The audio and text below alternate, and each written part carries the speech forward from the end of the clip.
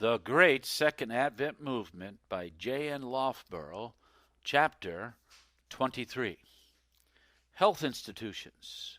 Beloved, I wish above all things that thou mayest prosper and be in health, even as thy soul prospereth. 3 John, verse 2. On Sabbath, June 6, 1863, Elder White and his wife attended a tent meeting held by Elders Cornell and Lawrence in Otsego, Michigan. Mrs. White was there, given a vision which opened before her the subject of health reform. From that time, articles on health and healthful living were published in the Review, and she began to write what had been revealed to her on health. Some of this appeared in Testimony number 11 and in a work entitled How to Live. The subject of healthful living and its proper relations to physical, mental, and spiritual development was brought prominently before the people. In the Review of October 25, 1864, Elder J. N. Andrews made the following important suggestions on the subject. J. N. Andrews on healthful living. Quote, to leave off every injurious article of food, and to lead lives of temperance under the influence of good instruction and of conscience toward God are among the things most essential to good health. Our bodies are the temples of the Holy Spirit, that we may truly glorify Him in our bodies as in our spirits. How requisite that we possess in full vigor all the powers of our physical being. Thank God that this subject is now being especially set before our people. Health and strength are among the things most valuable to us, and of greatest consequence to those who shall witness the grand events of the time of trouble. Close quote. The subject of Bible hygiene and Christian temperance was advocated not only through the columns of the Review, but by our ministers. At the General Conference, May 20, 1866, the following instruction was given through Mrs. White. The same is found in Testimony number 11, a health institution to be provided. Quote, I was shown that we should provide a home for the afflicted, and those who wish to learn how to take care of their bodies, that they may prevent sickness, as unbelievers shall resort to an institution devoted to the successful treatment of disease and conducted by Sabbath-keeping physicians. They will be brought directly under the influence of truth. By becoming acquainted with our people and our real faith, their prejudice will be overcome, and they will be favorably impressed. By thus being placed under the influence of truth, some will not only attain a relief from bodily infirmities, but will find healing balm for their sin-sick souls. Prediction of results. As the health of invalids improves under judicious treatment, and they begin to enjoy life, they have confidence in those who have been instrumental in their restoration to health. Their hearts are filled with gratitude, and the good seed of truth will the more readily find a lodgment there, and in some cases will be nourished, spring up, and bear fruit to the glory of God. One such precious soul saved will be worth more than all the means needed to establish such an institution. Some who go away restored or greatly benefited will be the means of introducing our faith in new places and raising the standard of truth where it would have been impossible to gain access had not prejudice first been removed from minds by a tarry among our people for the object of gaining health. Close quote. It was decided by unanimous vote of our people assembled that as soon as practical a health institution should be opened in or near Battle Creek, and that it should be under the medical management of Dr. H.S. Lay, who had, in addition to his formal medical education, spent over a year at an Eastern water cure to learn the hydropathic methods of treating disease. Site for a sanitarium purchased. The establishing of such an institution at that time looked like a great undertaking, and had it not been for this encouraging testimony concerning the result, there would have been some delay in taking hold of the work. Instead of delay, however, only a few days passed after the close of the conference before the spacious dwelling house of Judge Graves, with 8 acres of land, constituting his beautiful place of residence in West Battle Creek, was purchased. Adjoining this building, a 2-story addition was at once constructed to serve as bathrooms. In these buildings, the Health Reform Institute was opened. In the review of June 19, 1866, the first general call for stock in the institution was made. In the same number of the paper, a statement was made that stock had already been subscribed by the churches of Battle Creek, Michigan, and Alcock, New York, to the amount of $2,625, or 105 shares at $25 each. As there was no law in the state of Michigan under which a corporation for managing health institutions could be formed, the property was held in trust for a time until an incorporation could be effected. A health journal started. The 1st of August, there was also begun by the managers the publication of a monthly health journal, 16 pages with cover, in magazine form. This was called the Health Reformer. This journal is still continued under the name Good Health and is now the leading health magazine of the world. This journal not only treated on health and temperance principles, but was also a means of advertising the health institution, which was formally opened for patients and boarders on the 5th of September, 1866.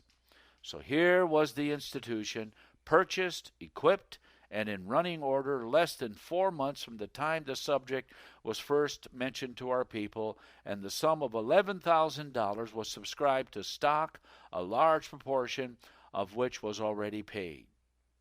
A medical corporation organized. During the winter of 1866-67, a law was passed by the Michigan legislature under which a corporation for managing the health institution could be formed. May 17, 1867, this step was taken, bylaws were adopted, and the real estate and other property passed over to duly elected trustees. The whole amount of stock subscribed to that date was $26,100, of which $18,264.87 was paid. The institution had a competent corps of physicians and helpers, and the buildings were nearly full of patients, several of whom had already embraced our faith, having learned of us as a people and of the truth after coming to the institution. Healthful dress. In all ages and in all countries, the natural heart is susceptible to the influence of the world, with its pride of life, its follies and fashions. The year 1863 in our own land, when the health and dress question was shown to Mrs. White, was not an exception, as will be seen by the infatuation of the ladies in following the prevailing fashion of wearing hoops, the dimensions of which made many of them look as if walking in an inverted balloon. About the same time, 2 other extremes in dress were introduced which excited much discussion. A brief notice of these will, perhaps, prepare the reader to better understand a testimony given by Mrs. White on the subject of dress, found in Testimony for the Church, number 10. Extremes in dress condemned. The first extreme was that of wearing dresses made with a trail, or train, from 10 inches to half a yard or more in length, according to the fancy of the wearer. These were often left to drag upon the ground, and were denominated by the gentlemen as street sweepers. The second extreme was exactly the opposite, and was in a style as nearly like that worn by the men as possible. This fashion was adopted by those following in the wake of Miss Bloomer, and hence was called the Bloomer dress. Finally, the name was changed to the American costume. Conventions were held from place to place by the advocates of this costume, and many of our sisters were in favor of adopting it. Some did wear it. A testimony on the dress question. Concerning what was shown Mrs. White on the dress question, I will quote a few paragraphs from testimony number 11. Quote, God's loyal people are the light of the world and the salt of the earth, and they should ever remember their influence is of value. Were they to exchange the extreme long dress for the extreme short one, they would, to a great extent, destroy their influence. Unbelievers whom it is their duty to benefit and seek to bring to the Lamb of God would be disgusted. Many improvements can be made in the dress of women in reference to health without making so great a change as to disgust the beholder. The reform dress. Quote, the form should not be compressed in the least with corsets and whalebones. The dress should be perfectly easy, that the lungs and heart may have healthy action. The dress should reach somewhat below the top of the boot, but should be short enough to clear the filth of the sidewalk and street without being raised by the hand. A still shorter dress than this would be proper, convenient, and healthful for women when doing their housework, and especially for those who are obliged to perform more or less out-of-door labor. The body to be evenly clothed. Whatever may be the length of the dress, their limbs should be clothed as thoroughly as are the men's. This may be done by wearing lined pants gathered into a band and fastened about the ankle, or made full and tapering at the bottom, and these should come down long enough to meet the shoe. The limbs and ankles thus clothed are protected against a current of air. If the feet and limbs are kept comfortable with warm clothing, the circulation will be equalized, and the blood will remain pure and healthy because it is not chilled or hindered in its natural passage through the system. Close quote. The length of this dress was presented as a commendable medium between the dress with a trail and the American costume. It was not said that anyone must put it on, but that they must not take a course to cut off their influence and discuss those they should help. It was not said that they must clothe their ankles in the manner here described, but that it might be done in that way. If the same object is accomplished in some other manner, as with long undersuits and knitted leggings, it would be in perfect harmony with that testimony.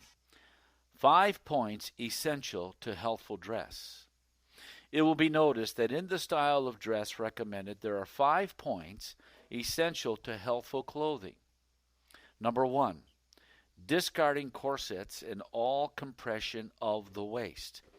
Number 2, dispensing with all bands on arms or limbs that would hinder the free circulation of the blood.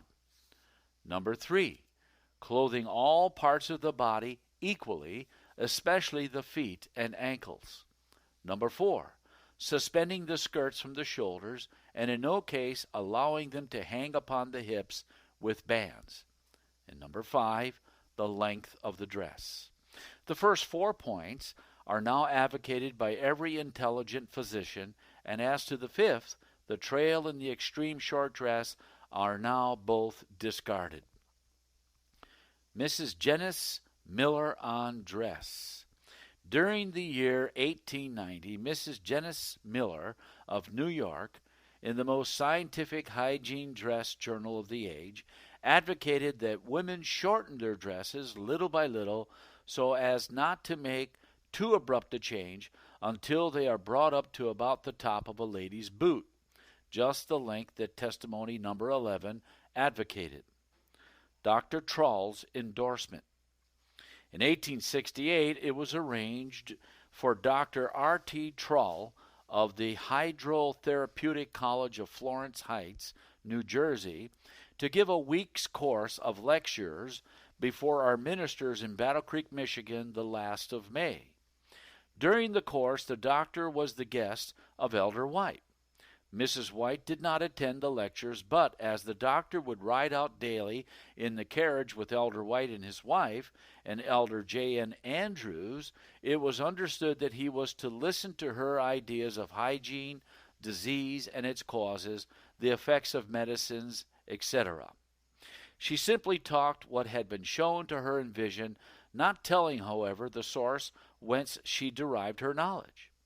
The doctor stated that medical science was in harmony with the ideas expressed by her. Elder Andrews told me that on concluding the conversation of the second day, the doctor asked Mrs. White where she graduated in medical science. He was surprised on learning that she had never studied these things, but was given him the result of what had been shown to her in Otsego, Michigan, June 6, 1863. He assured her that her ideas were all in the strictest harmony with physiology and hygiene, and that on many of the subjects she went deeper than he ever had. After about 5 days of such rides and talks, the doctor wanted to know of Elder White why he was invited to leave his college to lecture before the ministers in Battle Creek. Said he, "Mrs. White is just as well prepared to give them the needed instruction in hygiene as I am." Medical science approves.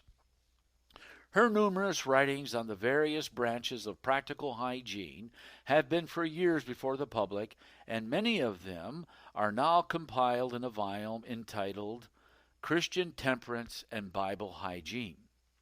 Some of the best educated physicians have declared, after a careful examination of these writings, that medical science is in perfect accord with them. With her, they are not the result of study, but simply the writing of what the Lord has revealed to her in vision. Dr. Kellogg's testimony. As a testimonial of how the researchers of medical science accord with what was opened in vision before Mrs. White in 1863, I will quote from the preface to Christian Temperance, words written by J.H. Kellogg, M.D., who stands at the head of the world-famous sanitarium of Battle Creek, Michigan. He says, quote, Number 1. At the time of the writings referred to first appeared, the subject of health was almost wholly ignored, not only by the people to whom they were addressed, but by the world at large. Number 2. The few advocating the necessity of a reform in physical habits, propagated in connection with the advocacy of genuine reformatory principles, the most patent and in some instances disgusting errors. And number 3. Nowhere and by no one was there presented a systematic and harmonious body of hygienic truths free from patent errors and consistent with the Bible and the principles of the Christian religion. Under these circumstances, the writings referred to made their appearance. The principles taught were not enforced by scientific authority, but were presented in a simple, straightforward manner by one who makes no pretense to scientific knowledge, but claims to write by the aid and authority of the divine enlightenment. The principles have stood the test. How have the principles presented under such peculiar circumstances and with such remarkable claims stood the test of time and experience is a question which may very properly be asked. Its answer is to be found in facts which are capable of the amplest verification. The principles which a quarter of a century ago were either entirely ignored or made the butt of ridicule have quietly won their way into public confidence and esteem until the world has quite forgotten that they have not always been thus accepted. New discoveries in science and new interpretations of old facts have continually added confirmatory evidence until at the present time every one of the principles advocated more than a quarter of a century ago is fortified in the strongest possible manner of scientific evidence. Proof of the divine origins of the visions.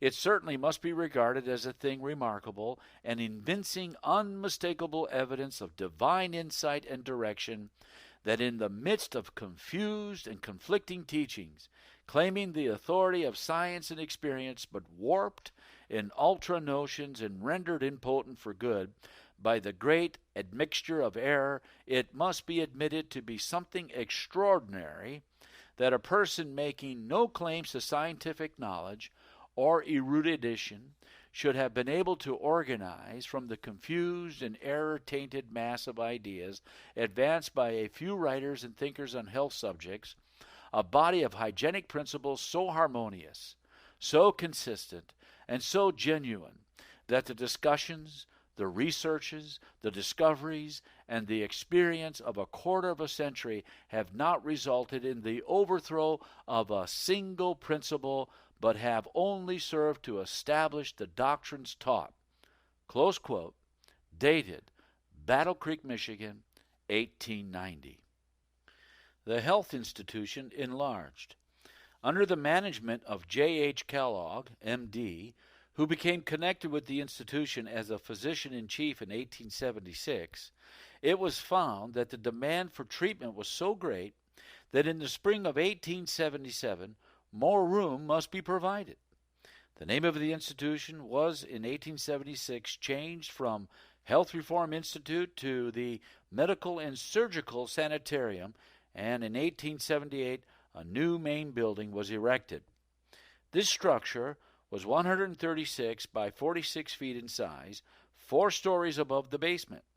It was heated throughout by steam and lighted by gas.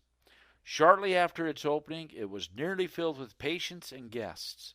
Up to that time, what had been predicted in 1866 by the testimony of Mrs. White respecting the institution had been most strikingly fulfilled.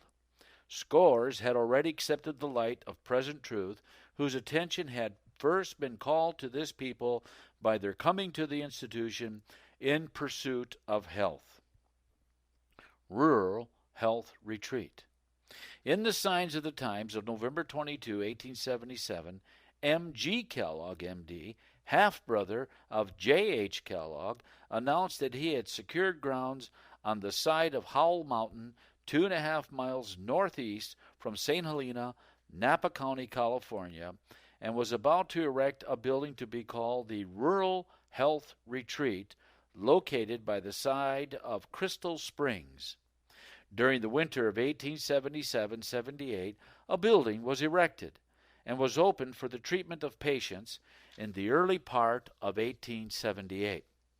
This health retreat, like the parent institution, the sanitarium in Battle Creek, has not only grown in proportions, but has also been a place where very many have been brought to the knowledge and acceptance of the message. The Pacific Health Journal. The summer of 1885 was quite an eventful period of progress in the cause of the Third Angel's message. The 1st of May, the Rural Health Retreat at St. Helena was placed under the medical management of a regularly graduated physician.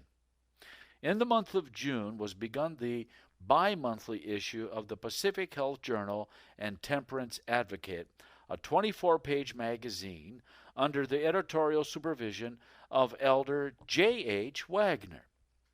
By these agencies, new life came to the health institution, which, instead of losing as in previous years, began to show from year to year a net profit in its workings of from $2,000 to $4,000 per year. Until the year which closed April 1891, it showed a net gain of over $12,000. At the meeting of the Rural Health Retreat Association at St. Helena, 1887, the following statement was made in reference to the finances of the institution. May 1st, 1885, the net worth of the institution was only $5,322.76, or $2,547.24 less than all the stock that had been issued up to that date.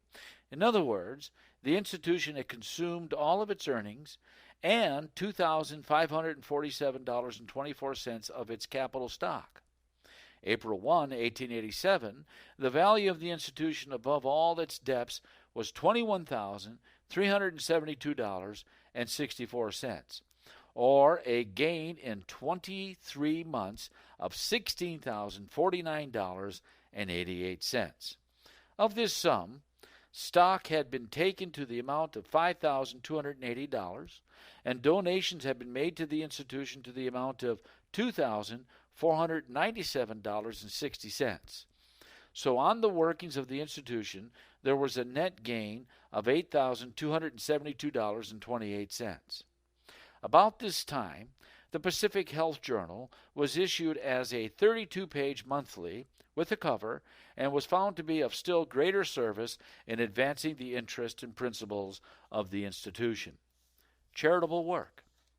In the Medical Missionary for January 1891, speaking of the Battle Creek Sanitarium, Dr. J.H. Kellogg said, quote, "The charity treatment administered during the quarter of a century which the institution has existed amounts to considerable more than $100,000, several times more than the capital stock originally invested.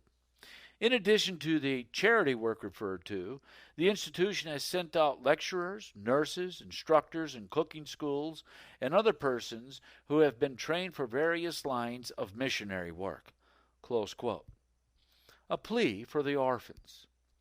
At the General Conference, March 8, 1891, Dr. Kellogg made a very earnest plea in behalf of the orphans. He said, quote, "I find myself appointed a delegate at large, and I'm going to represent the unrepresented, the orphans, who have no one to care for them." Close quote. Mrs. Haskell's $30,000 gift. In the Home Missionary for January 1892, a strong plea was made for means with which to provide a home for the orphan children. In that journal were the names of those whose pledges for the home amounted to $17,716, too small an amount, the promoters of the enterprise thought, for so large an undertaking, hence a delay in the execution of the work was feared. But he who sees the end from the beginning, and who owns the cattle upon 1,000 hills, so ordered events that a wealthy lady, not of our faith, Mrs. Caroline E. Haskell of Chicago, widow of Mr. Frederick Haskell, on hearing of this contemplated work of charity, at once placed at the disposal of the building committee the sum of $30,000, with the simple stipulation that it be wholly used in building an orphanage according to the plans previously outlined, that it be conducted in a broad and liberal spirit, and that the institution be called the Haskell Memorial Home in memory of her deceased husband.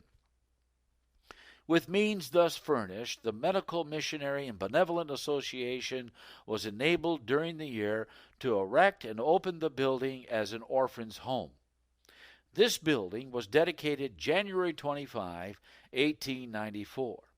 For much of the time since that date, the family, consisting of orphans, helpers, and teachers, has averaged 100.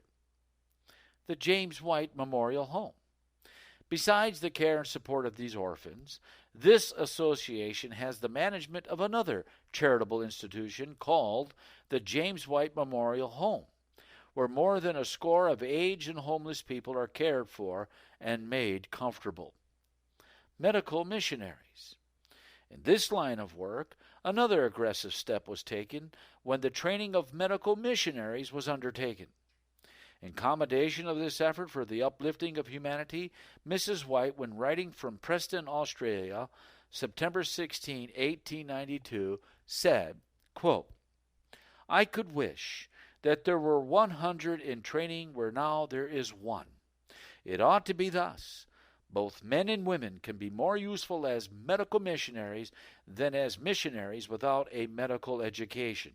Close quote. The number taking a course of instruction preparatory to entering a life service of this character has been largely augmented since the above was written. Growth of the health work. In the Medical Missionary for January 1894 is a brief statement setting forth interesting facts respecting the growth of the health work. It reads as follows, quote, The Health Reform Institute was organized in 1866.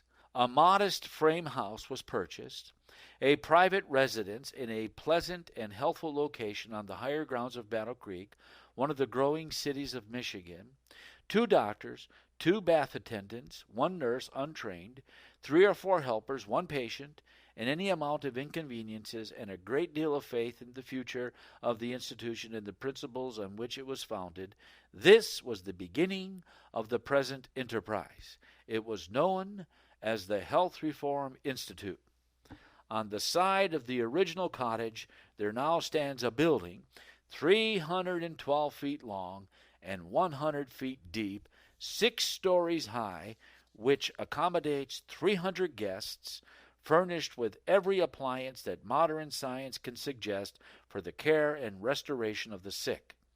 10 physicians, most of whom are specialists in their respective lines, constitute the medical faculty. Nurses and other helpers form a family of more than 300, and the patronage of the institution represents every state in the Union and many guests from other lands.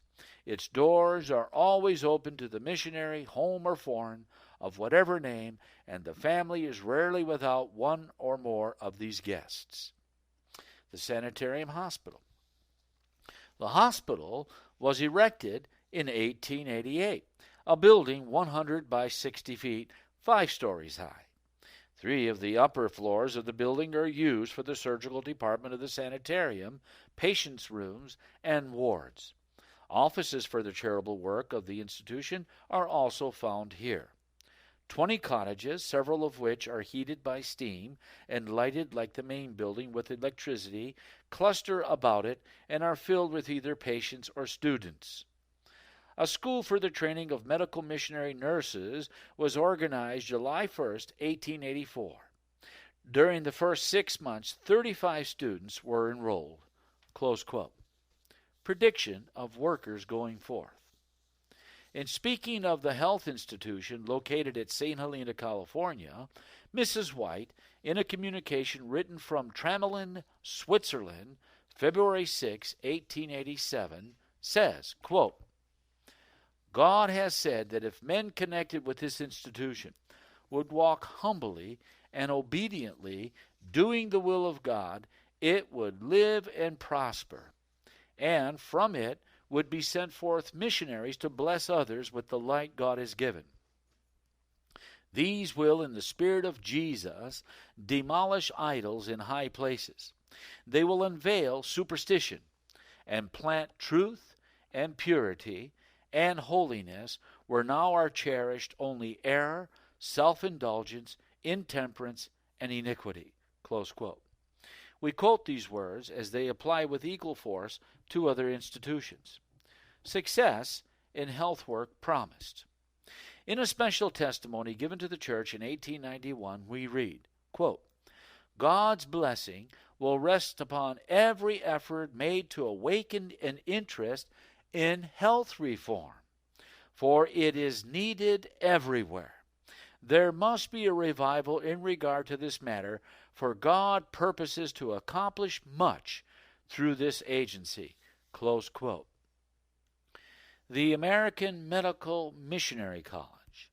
Step by step, the light advanced on the rational mode of treating disease until in June 1895, a demand was created for the organization of a medical educational institution.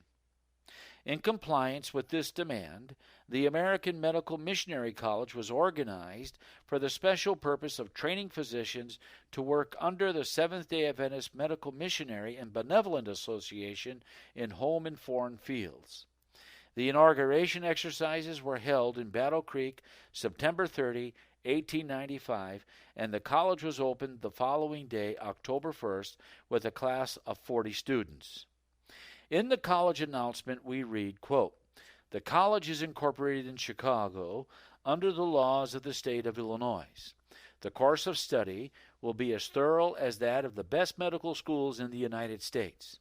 The instruction will be given partly in Chicago and partly in Battle Creek, Michigan. Close quote. Concerning those preparing for medical missionary work, we read the following in the Medical Missionary of August 1895. Quote, "The class of nurses now in training at the Battle Creek Sanitarium Training School for Nurses numbers over 250. Every one of these who is now competent to engage in medical missionary work has a position assigned him. Nurses are wanted for the South Sea Islands, India, and West Indies, South America, 25 or 30 for the southern states of the United States, and for our large cities." Close quote. Growth of the medical missionary work.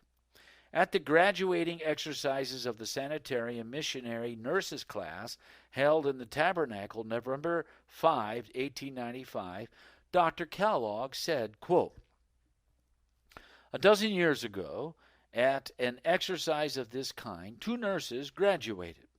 At the present time, there is a corps of between 300 and 400 nurses. There are 19 physicians at the sanitarium and 22 at similar institutions, more or less connected with the sanitarium and under the supervision of the Medical Missionary and Benevolent Association. 53 of our nurses are in different foreign countries, in Sweden, Old Mexico, Gold Coast of Africa, Australia, South Africa, Denmark, India, New Zealand, Samoa, and British Guiana. There are 63 medical students now in training. 41 of these are here, 22 at the University of Michigan and other schools. 22 nurses graduate here tonight who are fully prepared to go forth as approved nurses." Close quote. In tracing the growth of our health institutions to 1902, we find the Battle Creek Sanitarium with its medical college and training school for nurses to be the largest institution of the kind in the world owned by Seventh-day Adventists. The main buildings burned.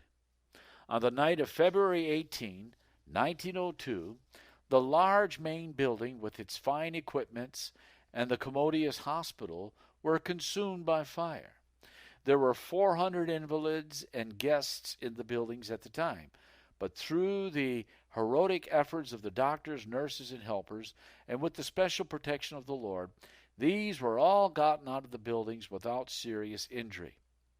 The new sanitarium, another building, larger and more substantial than the former, has been erected on the site of the old buildings.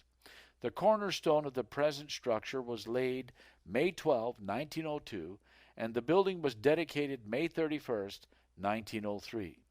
The managers of the institution say of the new edifice that it is as solid and as enduring as a building can be made with iron, stone, brick, and cement. The equipment of the institution is in all particulars the most modern, complete, sanitary, convenient, and substantial to be obtained, and it is believed that, as it now stands completed, the Battle Creek Sanitarium offers facilities and conveniences for invalids which are certainly not surpassed. The aim of the managers of the institution has been to gather together in one place and under favorable conditions all the new methods and appliances for the treatment of the sick which are recognized in rational medicine, and to utilize these methods in a conscientious and intelligent manner. Close quote. Many sanitariums to be established. The light communicated to this people is that the Lord would have many sanitariums, moderate in size, distributed all over the world, rather than to have a few mammoth institutions. We are glad to note that a beginning has been made in opening small sanitariums in various parts of the world, especially during the last decade. In the General Conference Yearbook for 1904 is a list of over 100 of these smaller institutions. List of sanitariums. While it might be a matter of interest to relate the circumstances which have led to the establishment of these, we must, in our limited space, content ourselves with a list of the countries where they are located and the number in each country. We find in the United States 35, Great Britain 3, Germany 1, Switzerland 1, Denmark 1, Norway 1, Sweden 1. South Africa 1, Australia 2, New Zealand 1, Island of Samoa 1, Old Mexico 1, India 1, Japan 1. List of treatment rooms. Besides these sanitariums, there are 22 treatment rooms, 17 of which are in the United States, 1 in Jaffa, 1 in Jerusalem, Palestine, 1 in Guadalajara, Old Mexico, 1 in Kimberley, South Africa, and 1 in Rockhampton, Australia. In addition to these, there are 26 vegetarian restaurants where people can obtain pure hygienic food and also receive more or less instruction respecting the proper mode of living. These statistics respecting the progress of health reform principles show how the Lord can accomplish a great work through this agency as divinely predicted in 1866. And they also show, as foretold in 1863, how the principles of health reform may act a part in fitting up a people for translation at the coming of the Lord. So may these health institutions increase to 100-fold, and soon accomplish that for which they were appointed and designed. End of chapter 23.